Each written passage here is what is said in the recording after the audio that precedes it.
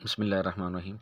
अच्छा स्टूडेंट्स, ये एक्सरसाइज 5.4 है और ये 9th क्लास का ना चैप्टर नंबर 5 की 5.4 है और उसका क्वेश्चन नंबर जो 1 है ना, ये उसको मैं सॉल्व कर रहा हूँ। ठीक है, ये क्वेश्चन नंबर 1 है, ये मैं उसको सॉल्व करने लगा हूँ और हम इसमें ना फैक्टर थ्योरम लगाएंगे। ठीक है, ये क्यूबिक पोलिनोमियल जो होती हैं ना, उनको सॉल्व करने के लिए होता है। ठीक है, उसका तरीकाकार क्या है, सबसे बिल्कुल जल्दी से हम इसको अंडरस्टैंड करते हैं। बिल्कुल आसान है। सबसे पहले ये जो भी आपकी पोलिनोमियल है, ये है पी ऑफ एक्स। ठीक है, और ये हमारे सामने लिखी हुई है। ये पी ऑफ एक्स का मतलब ये है कि पी फॉर इस तरह का लेना, ये पोलिनोमियल है और एक्स मीन्स इसमें एक्स वेरिएबल यूज़ हो रहा है। ठीक है, अगर इधर एक्स की जगह पे वाई होता तो आपने लिखना था पी ऑफ वाई। ठीक है जी। अच्छा, अब इसका तरीकाकार आपसे शुरू होने लगा। ये इसमें सबसे पहले ना आपने कांस्टेंट टर्म देखनी है कि वो कौन सी है। तो कांस्टेंट टर्म वो होती है जो उस पूरी पोलिनोमियल इक्वेशन के अंदर जो सिर्फ नंबर हो ना, वो हमारा कांस्टेंट होता है। ठीक है, और फिर लीडिंग टर्म क्या होती है? लीडिंग टर्म वो होती है कि जो ये क्यूबिक पोलिनोमियल्स हैं। ठीक है, अब क्यूबिक पोलिनोमियल्स का मतलब ये है कि इसमें हाईएस्ट पावर जो है ना है या डिग्री, वो 3 है। तो जो x की पावर ये 2 है, ये x है, ये x की पावर 0 वाला है, ये x की पावर 3 है। इसका जो कोफिशिएंट है ना है, ठीक है, इसी को कहते हैं लीडिंग टर्म। लिखना होता है कोएफिशिएंट। ठीक है,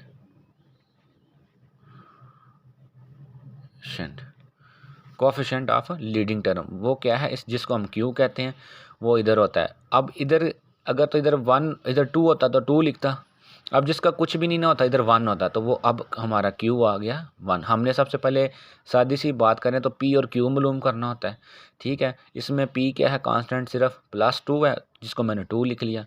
और इधर क्या है, हमारी कांस्टेंट टर्म सिर्फ और सिर्फ 1 है, उसको मैंने 1 लिख लिया। अब इनके फैक्टर्स आपने निकालना है जल्दी से। पॉसिबल फैक्टर्स क्या हैं? फैक्टर्स वो हैं कि जिन पे ये कम्प्लीटली डिवाइड हो सकते हैं। ठीक है, अब देखो, अब 2 है, 2 के वैसे फैक्टर्स कौन कौन से होंगे? एक तो 2 है, एक 1 है, इस पे ये पूरा पूरा डिवाइड हो जाता है। क्यू के कौन से होंगे? वो 1 है तो सिर्फ 1 ही होंगे। ठीक है, तो ये देखें 2 और 1, ये तो फैक्टर्स हो गए पी के।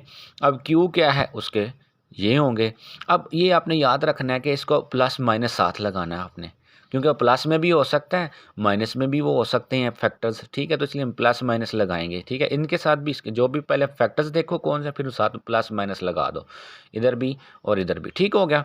अब देखें, फिर आपने ना पी और क्यू की रेशो लेनी है। सही है, पी ओवर क्यू, पी वाले फैक्टर्स ये थे सारे और क्यू वाले ये हैं। अब देखो, इधर भी प्लस माइनस है, इधर भी प्लस माइनस, मैं इनको कम निकाल लेता हूँ इधर। और ऊपर पी के फैक्टर्स हैं, नीचे क्यू के, इनको डिवाइड करना है 1 के ऊपर। मैंने तो इधर इस तरह लिखा है, लेकिन आप देखो खुद सोचें कि किसी भी चीज़ को 1 पर डिवाइड करेंगे तो वही आ जाएगा, 2 और 1 ही आ जाएगा, तो वो ये है। समझ आ गई है? तो साथ में प्लस माइनस है, इनको फिर सेपरेट लिख लेंगे, प्लस और +-1 +-2। ठीक है, अब देखो प्लस माइनस का मतलब ये है, एक दफ़ा प्लस के साथ 2 लिखना है और एक दफ़ा माइनस के साथ। ये देखा जाए तो ये कितनी वैल्यूज़ हैं, +2 -2 +1 -1, 4 वैल्यूज़ हैं। ठीक हो गया। अब इनकी रेशो ली तो ये हमारे पास इसका असल प्रॉपर आंसर आ गया। अब इधर देखेंगे तो आपको एक चीज़ नज़र आएगी।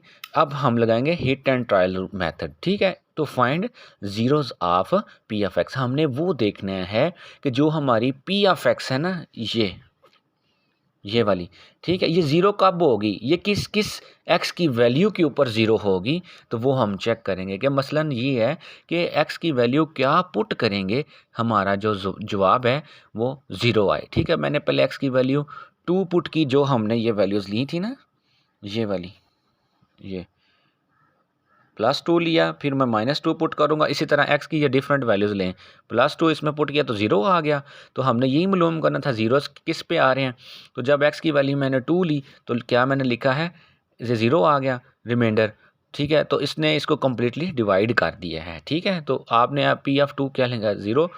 तो यही आपने मालूम करना है। तो एक्स की value 2 is the zero of P of x. फिर इसी को क्या लिखना है, क्योंकि हमने इसके फैक्टर्स मालूम करने हैं। तो जो भी ये एक्स की वैल्यू आपने पॉजिटिव ली है ना, ठीक है, तो जब आपने इसका फैक्टर लिखना है ना है, जब इसका आपने फैक्टर बनाना है, तो अगर तो इधर +2 है ना, आपने इसको x के साथ -2 के साथ लिख देना है। वो कैसे क्यों लिखते हैं ये देखें, x ये 2 इधर आके क्या आ जाएगा, -2, तो इधर क्या बच गया, 0।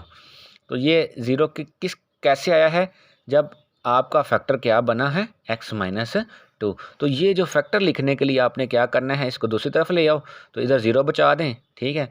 तो यही आपका फैक्टर होगा, ठीक है। हमेशा ये भी याद रखें कि अगर इधर +2 है तो आपके फैक्टर में क्या आ जाएगा, -2। अगर इधर -2 है तो इधर क्या आ जाएगा, +2। तो लिख देंगे is the factor of P F. इसी तरह आपने x की वैल्यू -2 लेनी है, चेक किया ये नहीं आया तो लिखेंगे not the zero of P of x, फिर ये not the factor of P F. इसी तरह x की वैल्यू 1 लें, इस पर भी मैंने किया है, तो फिर भी वो स्टेटमेंट लिखनी है x इक्वल टू 1, ये 0 आ गया ना, ये देखें, ठीक है। तो इसके भी लिए यही जुमला लिखेंगे जो ऊपर के लिए लिखा है। अब इसी का यही जुमला जो है कि ये फैक्टर है, तो ये यहाँ से दे के लिख लेंगे। समझ आ गई है।